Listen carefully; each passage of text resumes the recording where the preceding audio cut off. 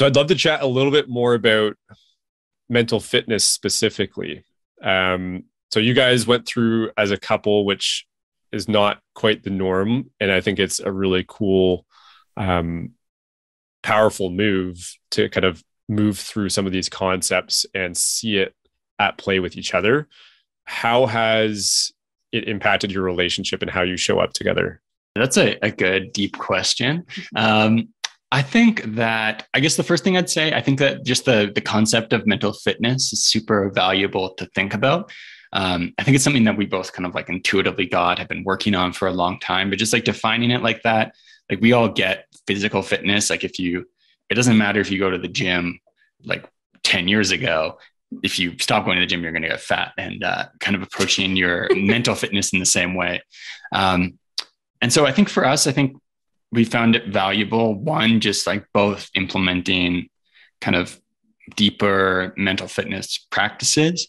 I think having that understanding of our saboteurs and kind of understanding of each other's saboteurs, I think just going through it together kind of helped with just both getting a deeper experience of our own, because we can kind of talk about that, but also just understanding, oh, okay, this is the way that this person is going through something. I think this is something that's kind of more broad than just any one specific kind of model of mental fitness or whatever you want to call it.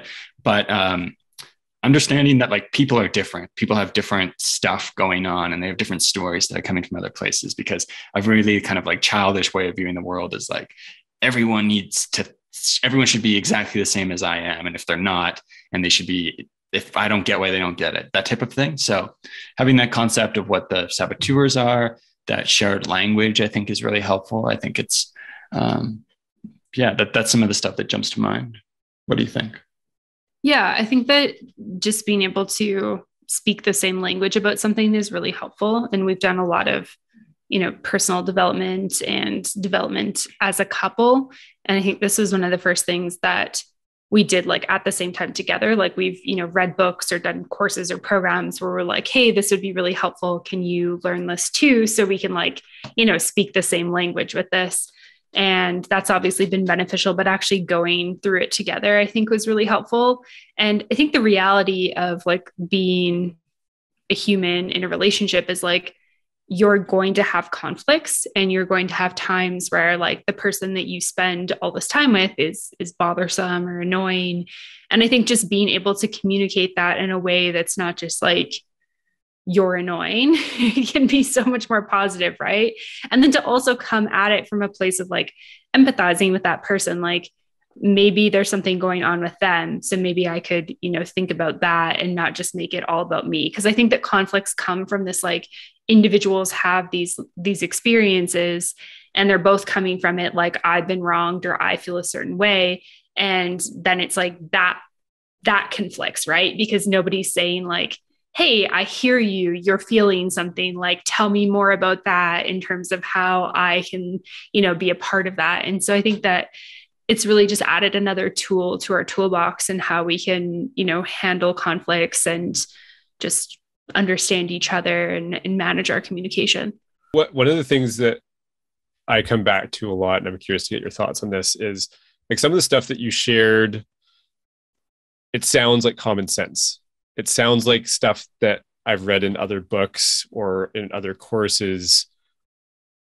What made this different in terms of actual implementation, or like, how is it different? Because I think some people listening might be like, oh, I get those things. Like I do those things. But like for somebody that's already done other reading, learning, workshops, what was actually different about this?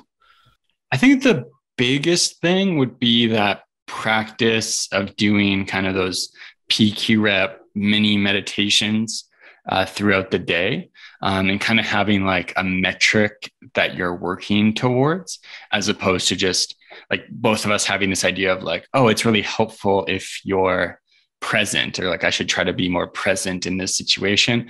That's something that's when you're kind of your least present, you're least likely to realize that you're not present. And so just kind of having this like, okay, what does it mean for me to be kind of working towards being in getting out of saboteur mode would be doing the daily practice, multiple times throughout the day.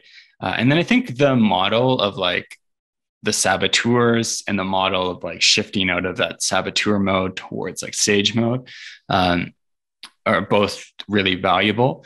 It's kind of like a combination of like a few different ideas of that, like, you know, that personality type combined with like an actual practice of doing things. So that's kind of what comes to mind for me.